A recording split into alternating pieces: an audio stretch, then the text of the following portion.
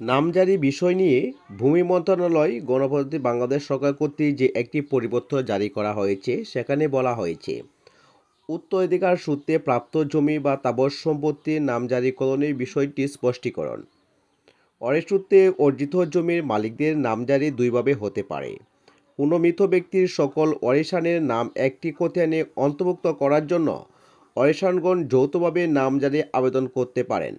যৌথভাবে নামজারি জমাভাগ ব্যতীত করার ক্ষেত্রে ইউনিয়ন পরিষদ চেয়ারম্যান, পৌরসভার মেয়র বা সিটি কর্পোরেশন ওয়ার্ড কমিশনার নিকট হইতে ওয়ারিশান সনদ গ্রহণ করে আবেদনের সাথে দাখিল করতে হবে। এ ধরনের আবেদন প্রাপ্তির পর সহকারী কমিশনার ভূমি নামজারি মামলা দায়ের করে খতিয়ানে মৃত ব্যক্তির মোট জমির মধ্যে প্রত্যেক ওয়ারিশানের প্রাপ্য হিস্সা উল্লেখপূর্বক নামজারি খতিয়ান সৃজন করে নেবেন। এক্ষেত্রে বণ্টননামা দলিলের কোনো প্রয়োজন হবে না।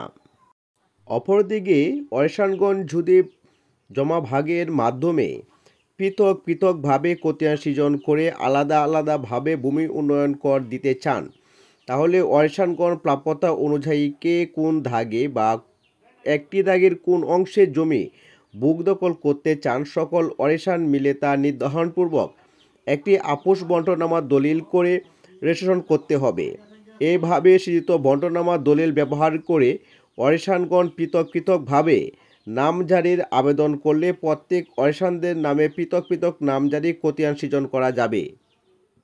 কিন্তু সম্প্রতি লক্ষ্য করা যাচ্ছে যে উত্তরাধিকার মূলে প্রাপ্ত জমি স্থাবর সম্পত্তি ওয়ারিশান সনদ মূলে উত্তরাধিকারীগণ কর্তৃক যৌথভাবে নামজারির রেকর্ড সংশোধনে আবেদন করা হলে অনেক ক্ষেত্রে তা নামঞ্জুর করা হচ্ছে, তা যথাযথ নয়।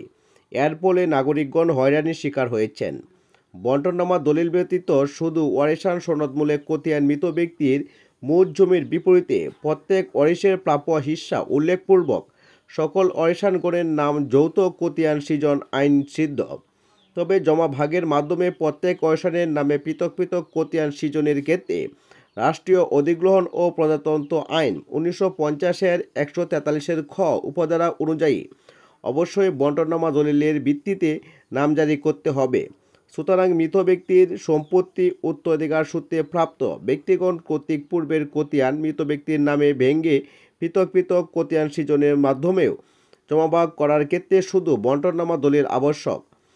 সংশ্লিষ্ট সকলকে মৃত ব্যক্তির সকল ওয়ারিশ কর্তৃক যৌথভাবে দাখিলকৃত নামজারি আবেদন বণ্টননামা দলিল না থাকার অজুহাতে নামঞ্জুর করা হতো তা বিরত থাকার জন্য বিষয়টি স্পষ্ট করে দেওয়া হয়েছে। নামজারি সংক্রান্ত আরও গুরুত্বপূর্ণ আইনের টপিক পেতে অবশ্যই চ্যানেলটি সাবস্ক্রাইব করে পাশে থাকবেন।